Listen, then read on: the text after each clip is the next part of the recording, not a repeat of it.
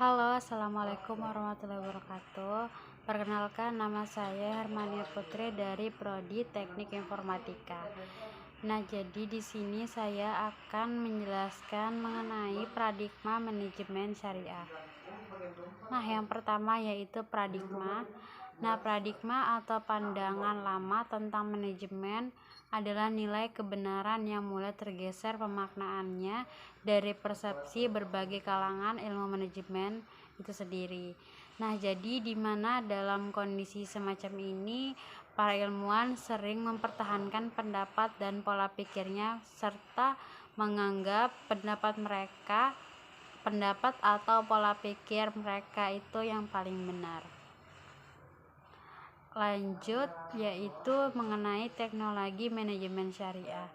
Nah, apa sih manajemen syariah itu? Yaitu suatu pengelolaan untuk memperoleh hasil yang lebih baik yang mencakup tentang ajaran agama Islam untuk memperoleh keridhaan Allah Subhanahu wa taala. Nah, tujuannya yaitu terpenuhinya sisi legal segala peraturan dan hukum yang berlaku. Yang kedua yaitu efektivitas untuk biaya organisasi, dan yang terakhir yaitu keseimbangan individual, eksternal, dan internal, peningkatan penghasilan kinerja organisasi.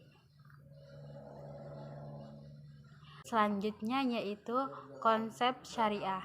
Yang pertama yaitu memiliki sumber daya manusia yang berkualitas tentunya. Yang kedua yaitu mempertahankan dan memperoleh karyawan. Yang ketiga yaitu menjamin keadilan. Yang keempat yaitu penghargaan perilaku terhadap apa yang kita inginkan. Yang kelima yaitu pengendalian biaya. Yang keenam yaitu mengikuti biaya hukum. Yang ketujuh, yang terakhir yaitu meningkatkan efisiensi administrasi. Selanjutnya yaitu budaya manajemen syariah. Nah, yang pertama yaitu selalu mengutamakan akhlak. Nah, jadi salah satu faktor yang menentukan keberhasilan Rasulullah SAW dalam melaksanakan tugas kepemimpinannya dalam kapasitasnya sebagai pemimpin agama, kepala keluarga, pemerintah maupun entrepreneur adalah mengutamakan akhlak. Nah, akhlak merupakan faktor utama atau sebagai payung dari semua aktivitas yang dilakukan oleh Rasulullah SAW. Nah, hal tersebut tidak hanya diakui oleh kawan, yaitu sahabatnya sendiri, tetapi juga oleh lawan seperti Kaisar Romawi, Hercules, dan lain-lain. Selanjutnya yaitu mengutamakan pembelajaran. Nah, Rasulullah SAW dalam semua bidang kehidupan yang digeluti beliau mengajarkan pentingnya pembelajaran. Nah, hal tersebut dapat disimpulkan dari salah satu hadis yang disampaikan beliau, yaitu belajarlah walau sampai ke negeri Cina. Selanjutnya yaitu mengutamakan pelayanan. Nah, pelayanan ini dalam menjalankan tugas kepemimpinan di bidang bisnis, Rasulullah SAW memberi contoh perlu mengutamakan pelayanan customer service yang menjadi naluri akhlaknya. Nah, kebiasaan Nabi Muhammad mengutamakan pelayanan dalam kegiatan bisnis berlanjut dalam kegiatan setelah menjadi rasul atau pemimpin umat. Selanjutnya yaitu dalam mengutamakan pelayanan terhadap umat, Rasul Muhammad SAW menjalankan pola-pola berikut. Yang pertama yaitu selalu senyum, murah senyum. Yang kedua yaitu ramah terhadap customer. Yang ketiga yaitu selalu menepati janji, jadi nggak boleh ingkar janji ya. Yang keempat yaitu senang memberi hadiah. Nah, yang kelima yang paling penting yaitu adil, bersikap adil. Baik, selanjutnya yaitu mengutamakan silaturahmi kemitraan, networking. Nah, seorang pemimpin dalam menjalankan tugas manajemen selalu mengutamakan yang namanya silaturahmi kemitraan. Nah, baik terhadap staf maupun terhadap pelanggan eksternalnya. Nah, dengan gaya silaturahmi kemitraan, maka hubungan kerja akan terbangun lebih hangat dan masing-masing pihak akan lebih merasa bertanggung jawab karena ada rasa turut memiliki terhadap hubungan kerja tersebut. Nah, di antara sifat-sifat yang dianjurkan beliau untuk membangun silaturahmi kemitraan yaitu yang pertama, tetap rendah hati atau tawadu, yang kedua yaitu dermawan, yang ketiga yaitu tidak mau bergunjing, dan yang terakhir yaitu menghargai pendapat orang lain. Itu yang paling penting.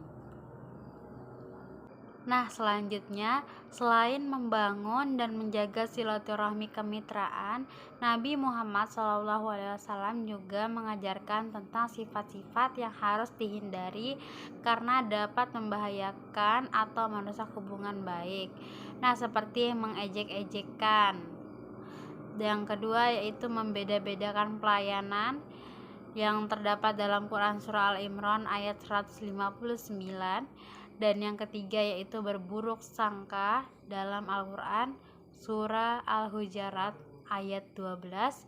Dan yang keempat, curang dan memanipulasi yaitu di Surah An-Nisa ayat 29.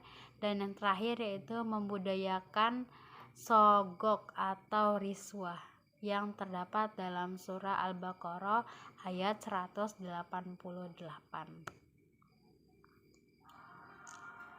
Selanjutnya yaitu internalisasi agama dalam kehidupan seorang pemimpin. Nah, internalisasi berarti proses penghayatan atau pemberian makna bagi motivasi, pola pikir, pola sikap, atau pola tindakan. Nah, dalam konteks agama, internalisasi dapat dipahami sebagai proses pemahaman agama dalam kehidupan seseorang. Dalam hal ini, seorang pemimpin seperti misalnya bagaimana ia menempatkan agama dalam segala motivasi, pola pikir, dan pola tindak dalam kaitannya yang berkaitan dengan kehidupan pribadi. Nah, interaksi dengan orang-orang yang dipimpinannya dan dengan yang maha kuasa yaitu Allah Subhanahu wa Ta'ala. Kemudian yaitu proses internalisasi ini dapat dilakukan dengan 3 cara. Yang pertama yaitu pendidikan. Nah, fungsi dari pendidikan adalah untuk menanamkan pondasi agama yang kuat. Yang kedua yaitu dengan pelatihan, dilatih. Nah, fungsinya melatih ini adalah membiasakan sikap keterampilan melaksanakan perintah-perintah agama seperti ibadah mahdoh. Nah, yang ketiga yaitu pengembangan. Nah, pengembangan merupakan aktivitas yang mendorong potensi individu secara optimal dalam penghayatan perilaku beragama. Nah, dalam perspektif syariah yang pimpin dan menjalankan kepemimpinannya mempunyai landasan moral yang harus ia pegang teguh agar ia harus lurus dalam menjalankan tugas-tugas kepemimpinannya. Nah, kesadaran bahwa dirinya diperintah oleh Allah, maksudnya yaitu tidak boleh lupa bahwa apapun yang kita lakukan dalam menjalankan tugas kepemimpinan tidak pernah luput dari pantauan Allah Subhanahu wa Ta'ala. Nah, yang selanjutnya yaitu komitmen yang tinggi pada kejujuran. Nah, jujur adalah kesucian nurani yang memberi jaminan terhadap keberadaan dalam berbuat, ketepatan dalam bekerja, dan dapat dipercaya serta enggan untuk berbuat dosa. Nah, selanjutnya yaitu komitmen yang tinggi dan amanah.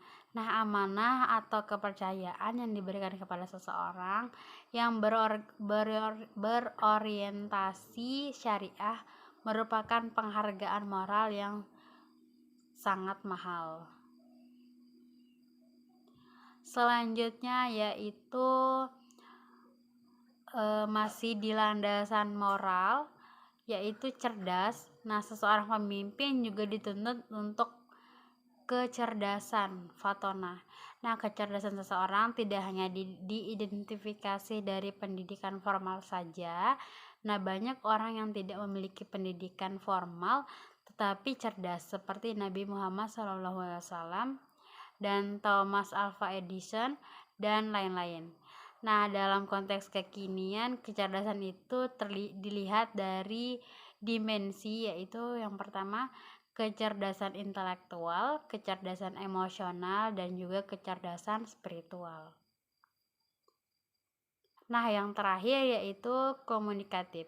Nah, bagi seorang pemimpin, kemampuan berkomunikasi juga sangat menentukan keberhasilannya dalam menjalankan tugas-tugas kepemimpinannya.